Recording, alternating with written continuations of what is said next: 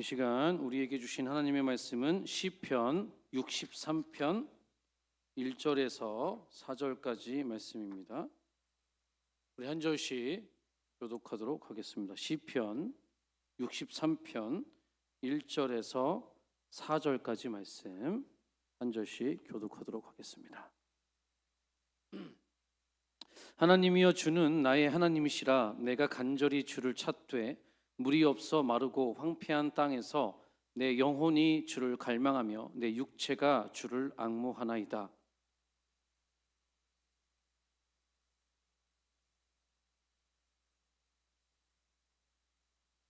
주의 인자하심이 생명보다 나음으로 내 입술이 주를 찬양할 것이라.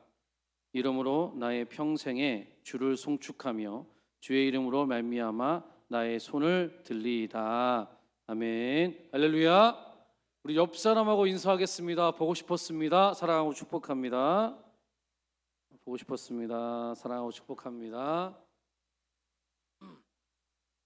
우리 한 번 더 인사할 때는 잘 되고 있습니다. 기도하면 됩니다. 인사하겠습니다.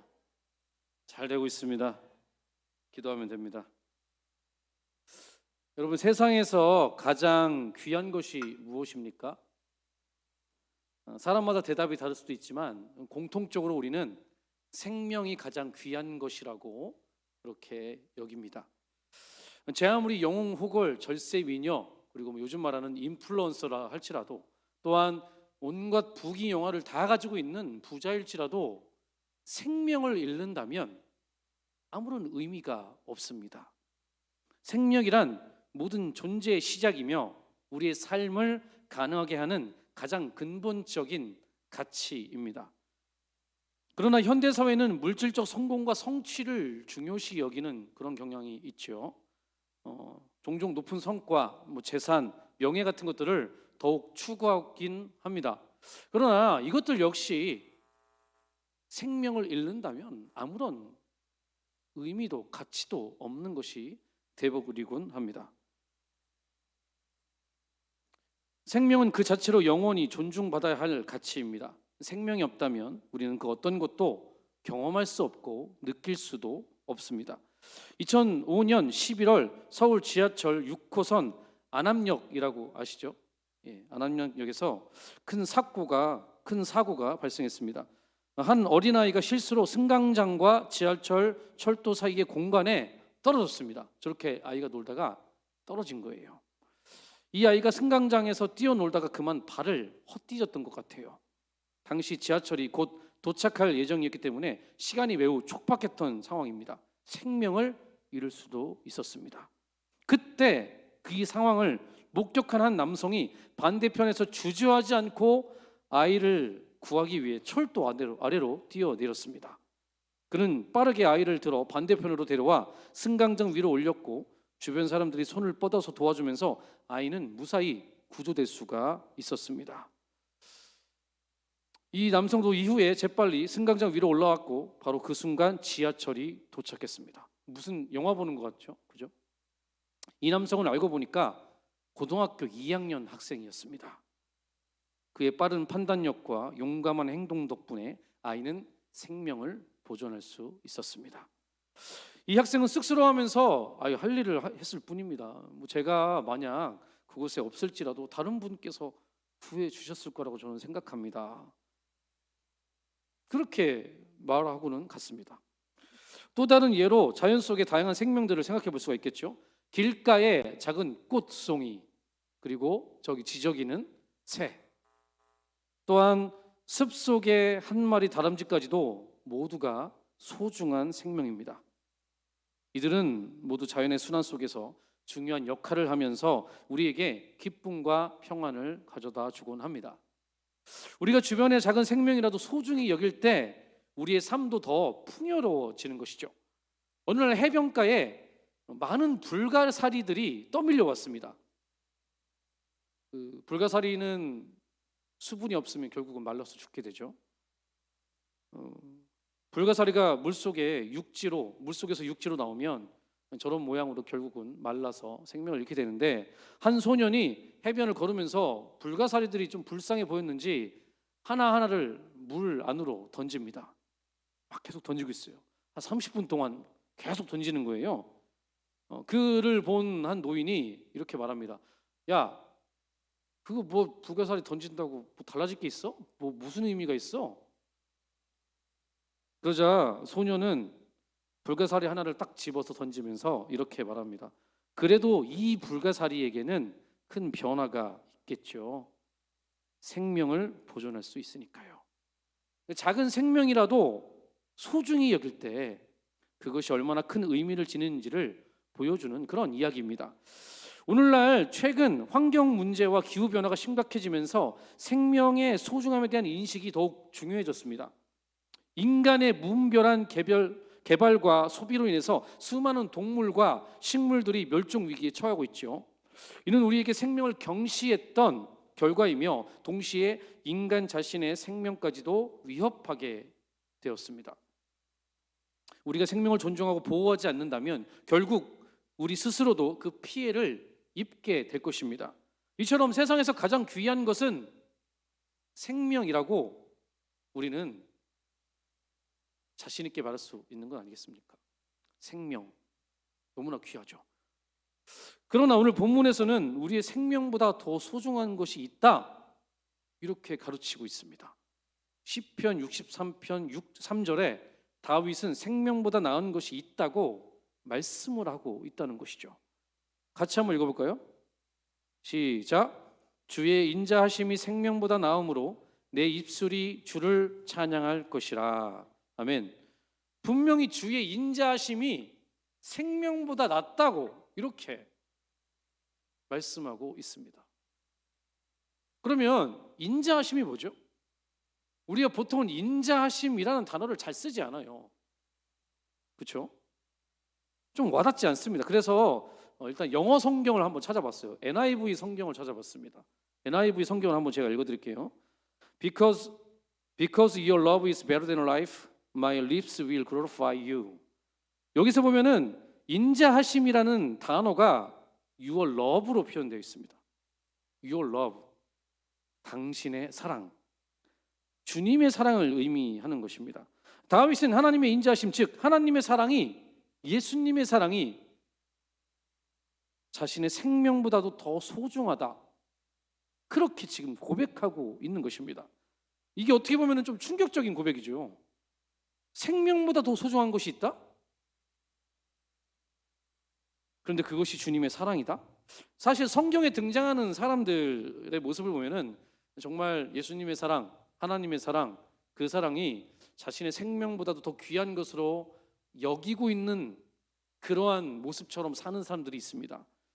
이를 직관적으로 고백한 사람의 고백을 좀 보면은 사도행전 20장 24절 말씀이 가장 먼저 떠오릅니다. 한번 볼까요? 시작. 나의 달려갈 길과 주 예수께 받은 사명 곧 하나님의 은혜에 복음 증거하는 일을 마치려 하면은 나의 생명을 조금도 귀한 것으로 여기지 아니하노라. 아멘. 하나님의 은혜의 복음이 무엇이죠? 이 복음은 하나님의 사랑을 말하는 것이죠. 하나님께서 인간을 향해 보여주신 예수님의 십자가의 사랑을 의미합니다. 이것을 전하는 일을 위해서라면 자기의 생명을 조금도 귀한 것으로 여기지 않는다, 이렇게 바울은 고백하고 있습니다. 참으로 놀라운 고백이죠. 사실 우리는 이 고백의 배경을 잘 알고 있습니다. 바울이라는 사람의 이 고백이 정말 말뿐인 고백이 아니었다는 것을 그는 실제적으로 자신의 삶을 통해서, 성경의 기록을 통해서 우리 가운데 보여주었습니다. 이 고백의 배경은 바울이 3차 전도 여행을 마무리하고 예루살렘으로 돌아가기로 결정했을 때의 일이었습니다. 그는 자신이 엄청난 고난, 위험에 직면할 것을 알고 있었습니다. 왜냐하면 먼저 성령께서 알려주셨기 때문이죠. 그리고 또한 자신의 제자들이, 그들도 기도하는 사람이다 보니까 성령께서 제자들에게까지도 알려주었습니다. 예루살렘으로 돌아가면 바울은 위험에 처할 것이고 죽을지도 몰라. 그래서 제자들이 막 울면서 간청하는 거예요. 스승님, 제발 가지 마세요. 예루살렘으로 가지 마세요. 그렇게 막 울면서 매달립니다. 그러나 바울은 그곳에 가면 위험할 수도 있다는 것을, 죽을 수도 있다는 것을 알고 있음에도 불구하고 그는 주님의 인자를 위해서, 그 예수님의 사랑을 위해서 그 길을 가는 겁니다. 예루살렘으로 가는 거예요. 이런 사람들은 오늘날에도 참 많이 있습니다. 우리가 파송한 선교사님들도 많이 계시고요. 최근에 청년부에서 파송한 선교사님이 오셔서 대화를 나눴었는데, 이분께서 시국에 비자를 연장하기 위해서 한 6일 동안 한국에 들어온 적이 있었습니다. 그래서 함께 식사를 좀 나누면서 대화를 나눴어요. 그래서 제가 물어봤죠. 선교사님, 그거 선교 어때요? 힘들진 않나요? 그랬더니 이분이 뭐라고 하냐면, 목사님, 저 너무나도 행복해요. 이렇게 말하는 거예요. 그래서 저는 속으로 이거 선교가 좀 할만한가 보다, 그렇게 어려움은 없나 보다 라고 생각을 하고서 물어봤어요. 도대체 어떻게 사역하고 있어요? 했더니 실상 그 나라에서는 복음을 전하는 것이 금지되어 있었고, 전하다가 걸리면 추방당한다고, 아니면 고문도 당할 수도 있다고, 이렇게 말을 하는 것입니다. 그래서 사실 선교가 쉽지가 않았대요. 실제로 몇 번은 복음을 전하고 전도된 사람들을 데려다가 성경 공부를 했답니다. 그때 공안 병사들이 와가지고 그걸 덮친 거예요. 다행히도 끌려가진 않았다고 합니다. 그 중국인 친구가 이것은 그냥 공부하는 모임이다, 이렇게 잘 이렇게 둘러대가지고 잘 무사히 넘길 수 있었다고 합니다. 또 한 번은 전도한 친구를 위해서 계속 복음을 전하다가 전도한 친구가 이렇게 카톡을 보냈다고 합니다. 나 사실 당신이 어떤 사람인지 알아. 당신 선교사지? 당신 이거 활동하면 위험해. 내가 고발하면 어쩌려고 그래? 어쩌려고 그래? 그렇게까지 카톡을 보냈다고 합니다. 다행히도 아직까지는 그 사람이 실제로 고발을 하진 않았다고 합니다. 그러니까 이러한 위험한 상황 속에서도 이 선교사님이 저한테 말하는 거예요. 너무 행복하대요. 참 놀라운 일입니다.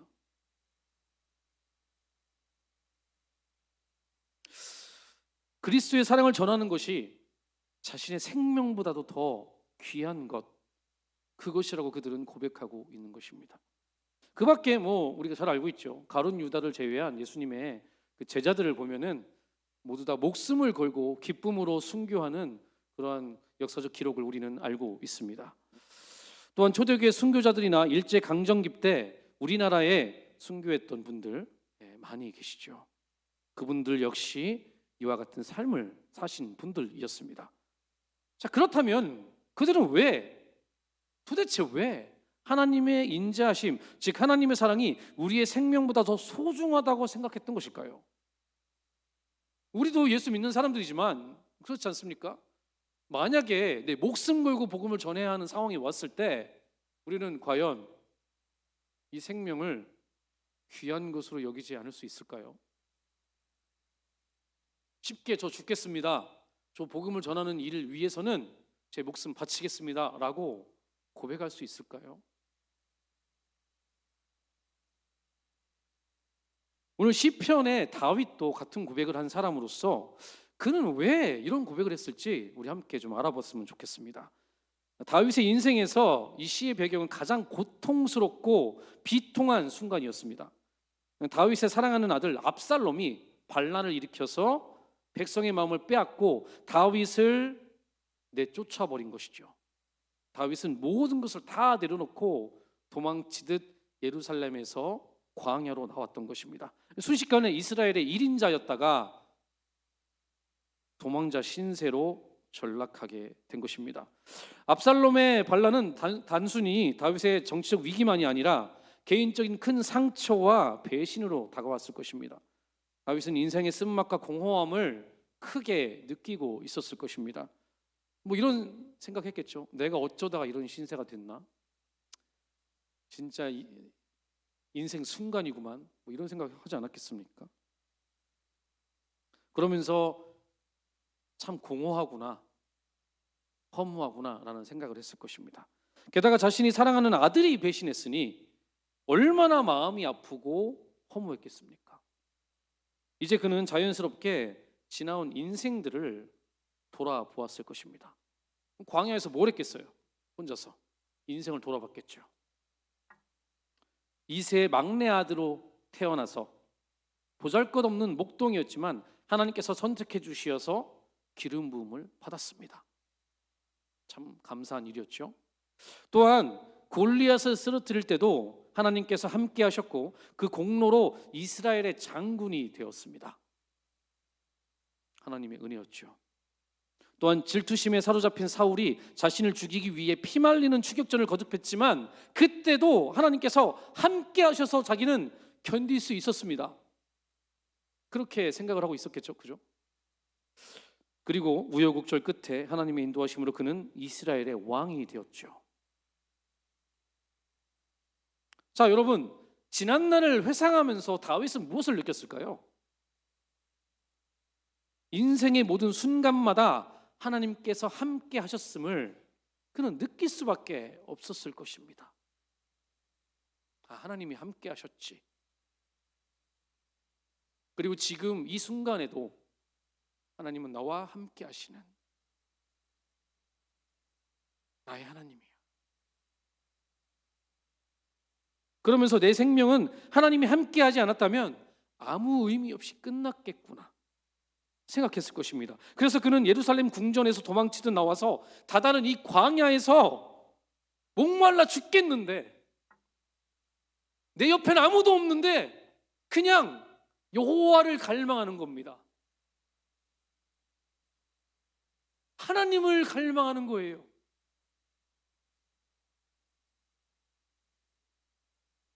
우리 본문 1절을 말씀을 볼까요? 시작. 하나님이여 주는 나의 하나님이시라. 내가 간절히 주를 찾되 물이 없어 마르고 황폐한 땅에서 내 영혼이 주를 갈망하며 내 육체가 주를 앙모하나이다. 아멘. 물이 없어 마르고 황폐한 이 땅에서 물을 찾는 게 아닙니다. 도와줄 사람을 찾는 게 아닙니다. 내 영혼과 육신이 지금 여호와를 갈망하고 있는 것입니다. 왜 그랬겠습니까? 그는 깨닫는 거예요. 지금까지 나의 인생을 붙드시고 인도하신 하나님, 그 하나님을 기억했기 때문입니다. 유다 광야는 생존하기조차 힘든 메마른 땅이죠. 그곳에서 물이 아닌 여호와를 앙망하고 있습니다. 왕자를 빼앗기고 가족에게 배신당하고 사랑하는 이들을 떠난 상황에서도 그는 여호와를 앙망하고 있습니다. 이번에는 오늘 설교의 중점 말씀이 3절을 한번 볼까요? 3절. 자, 시작. 주의 인자하심이 생명보다 나음으로 내 입술이 주를 찬양할 것이라. 아멘. 인자하심이라는 단어는 히브리어 하스데카라는 단어입니다. 이 단어가 원형이 헤세드라는 단어입니다. 헤세드라는 단어 많이 들어보셨죠?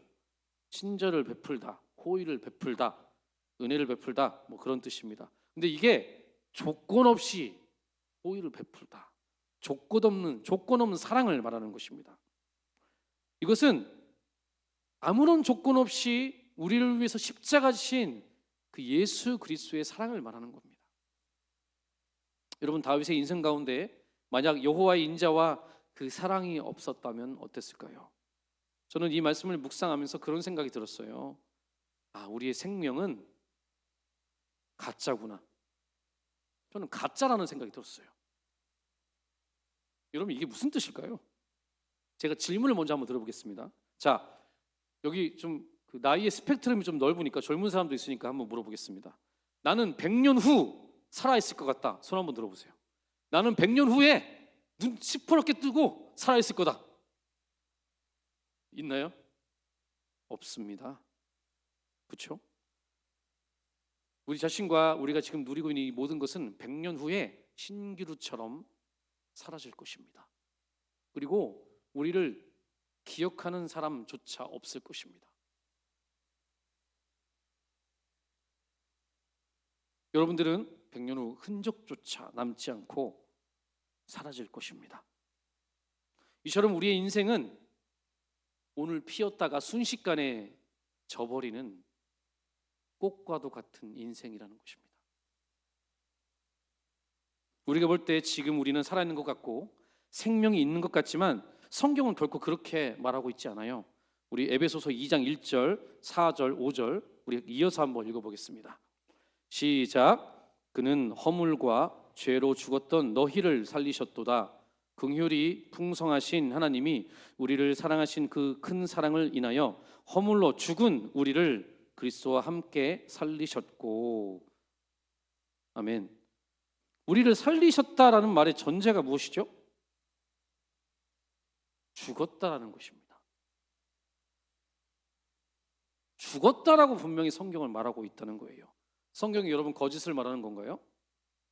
이런 이야기는 예수님도 동일하게 말씀하십니다. 요한복음 5장 24절 말씀. 자, 시작.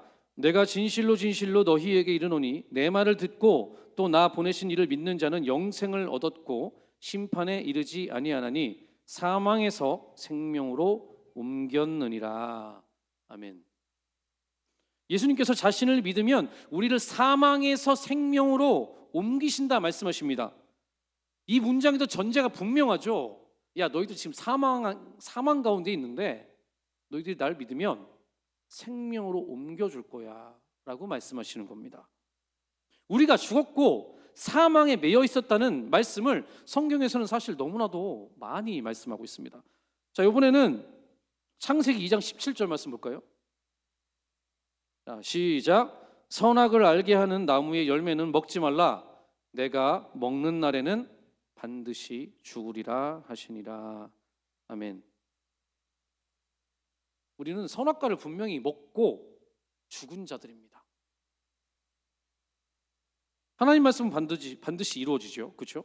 결코 실현하는 분이 아니십니다. 하나님은 애누리가 있고 친한 사이라고 죄를 지어도 봐주는 그런 분이 아니십니다. 하나님은 공의로우신 분이십니다. 따라서 하나님의 말씀을 거역하고 선악과를 먹은 인간은 하나님 말씀대로 죽은 존재라는 것입니다. 제가 쉽게 비유로 설명을 해드리겠습니다. 이게 무슨 뜻이냐면 산낙지의 다리를 자르면 어떻게 됩니까? 바로 멈추나요? 다리가? 안 멈추죠. 계속 꿈틀거리죠. 그럼 이게 산 걸까요? 죽은 걸까요? 죽은 겁니까? 그럼 왜 이렇게 움직이죠? 산낙지니까요?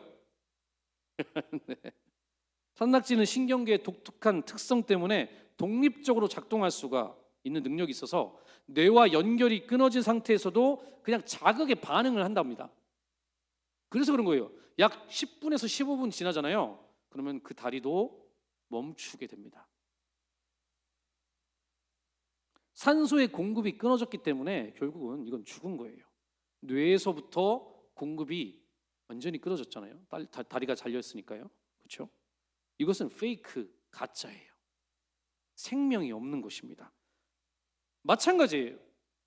우리가 예수님 곁을 떠나면 생명의 근원이신, 전 우주에서 생명의 근원은 예수님밖에 없습니다. 하나님밖에 없어요. 근데 그 하나님 곁을 떠나면 죽은 것과 같은 겁니다. 여러분, 선악과 먹은 다음에 인간의 죽음이 생긴 거예요. 육신의 죽음이. 산낙지처럼 한 80에서 100살 정도 살다가 사는 것처럼 보이다가 소멸되는 겁니다. 같은 이치예요. 하나님에서 떠나면 생명의 근원에서 떠났기 때문에 죽는 거예요.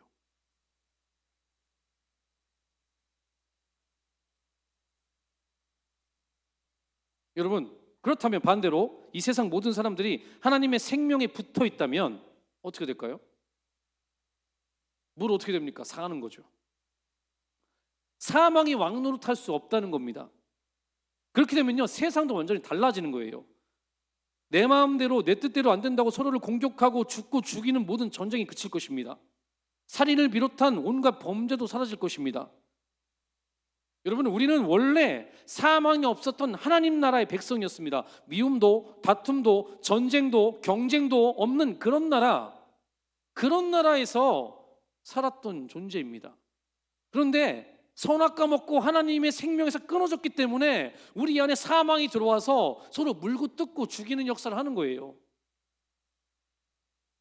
그게 바로 사망의 근원입니다. 그래서 모든 사람이 주님께 돌아와야 하는 거예요.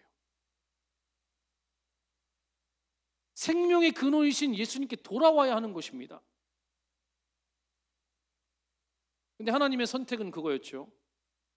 예수님이 우리를 위해, 우리의 죄를 해결하기 위해 대신 죽는 것. 그 사랑이 너무나 커서 나의 생명보다도 주님의 사랑이 더 귀합니다라고 하나님의 백성들이 고백하는 것입니다. 여러분들도 같은 고백을 할 수 있으시겠습니까? 아멘. 우리도 같은 고백을 해야 되는 사람입니다. 주의 인자심이 생명보다 나음으로 내 입술은 여호와를 찬양합니다. 그 고백이 저와 여러분들의 고백이 되기를 예수 그리스도 이름으로 축원드립니다. 우리는 그렇게 살아가야 하는 하나님의 백성이라는 것이죠.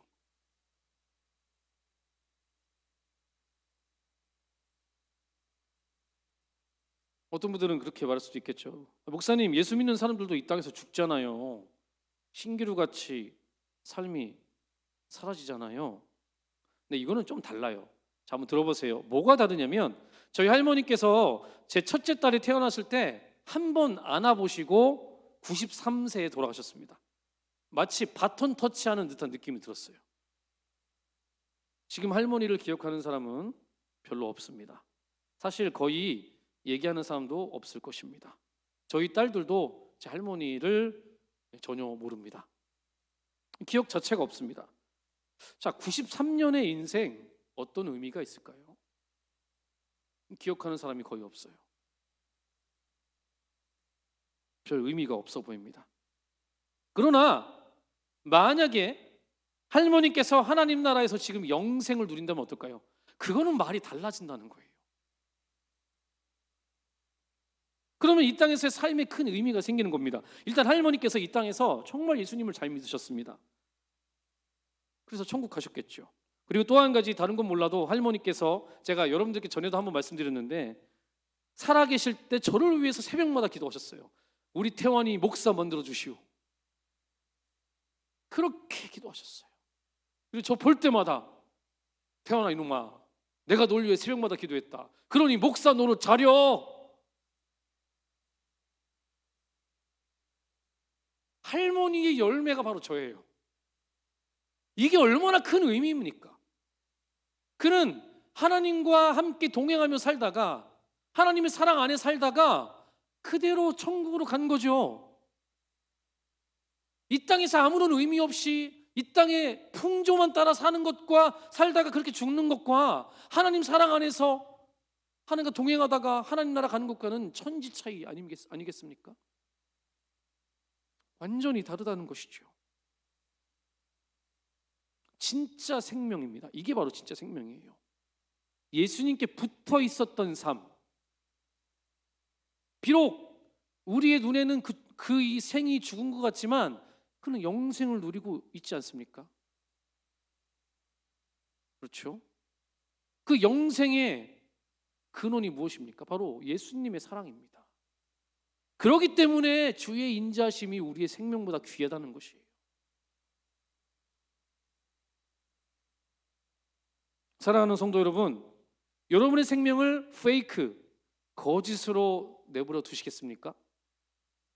아니면 생명의 근원이신 예수님께 나아가 그분을 믿고 그분께 붙어 있으므로 페이크가 아닌 리얼, 진짜 생명으로 바꾸시겠습니까? 요한복음 11장을 보면은 나사로가 병들었다는 이야기를 예수님께서 들으시고 이상하게도 바로 안 가세요. 안 가시고 어떻게 하셨죠? 이틀을 유하시다가 일부러 늦게 가십니다. 결국 예수님께서 나사로에게 갔을 때는 그는 이미 죽었습니다. 그때 예수님께서 나사로의 누이 그 마르다에게 말씀하시죠. 내 오라비가 살아나리라. 그러자 이렇게 대답합니다. 아, 네, 부활 때에는 다시 살아날 줄 저도 알고 있습니다. 그때 예수님께서 아주 중요한 말씀을 하십니다. 우리 같이 한번 볼까요? 요한복음 11장 25절 말씀. 시작. 나는 부활이요 생명이니 나를 믿는 자는 죽어도 살겠고 무릇 살아서 나를 믿는 자는 영원히 죽지 아니하리니 이것을 내가 믿느냐. 아멘. 여러분, 이 말씀이 바로 예수님께서 스스로가 생명의 근원이라고 증언하시는 말씀입니다. 나를 믿는 자 죽어도 산다. 영생을 누린다.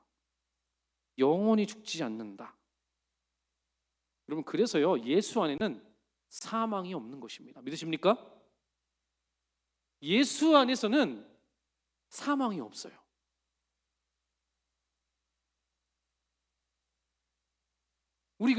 누군가가 우리 성도가 죽는다 했을 때도 그 사망이 아니에요.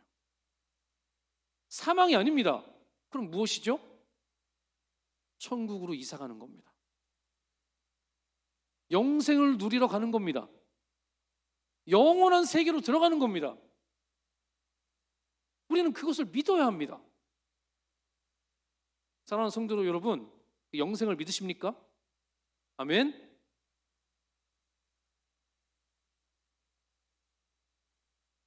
다윗은 아들의 반역으로 예루살렘 궁전에서 도망치듯이 광야로 나왔습니다. 어떻게 보면은 너무나도 불쌍하고 처량한 신세가 된 것이죠. 그러나 그는 광야에서 여호와의 인자와 사랑을 경험하게 되는 거예요. 오히려 궁궐에 있을 때는 몰라요. 궁궐에 있을 때 그 다윗이 했던 과오가 있지 않습니까? 부하의 아내나 겁탈하 강간은 아니죠. 어쨌든 불륜을 저지르고.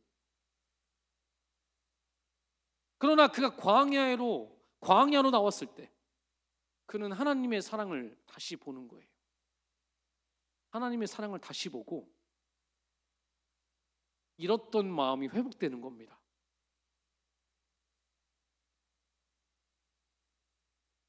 사랑하는 성도 여러분, 주의 인자하심이 생명보다 나음으로 내 입술이 주를 찬양합니다. 이 고백이 저와 여러분들의 고백이 되시기를 예수 그리스도의 이름으로 축원드립니다. 기도하시겠습니다. 사랑하는 주님, 감사드립니다. 하나님, 우리의 인생, 예수님 없는 인생은 거짓입니다. 가짜일 수밖에 없습니다. 예수님의 사랑, 그 생명의 근원이신 그분께 붙어 있지 않으면 우리는 죽어 있는 존재입니다. 그러나 우리가 그 예수님께 붙어 있을 때 죽었던 물질인 우리가 새 생명을 얻게 되고 영생을 얻게 됩니다. 그렇기 때문에 우리는 고백할 수밖에 없습니다. 주의 인자하심이 우리의 생명보다 낫습니다. 내 입술이 여호와를 찬양합니다. 주님, 우리의 생명이 되어주셔서 감사드립니다. 이 생명을 주어하는 영혼들에게 증거하고 외치고 알리는 우리의 모든 복된 인생이 될 수 있도록 주님이 또한 인도하여 주시옵소서. 감사드리며 예수님의 이름으로 기도합니다. 아멘.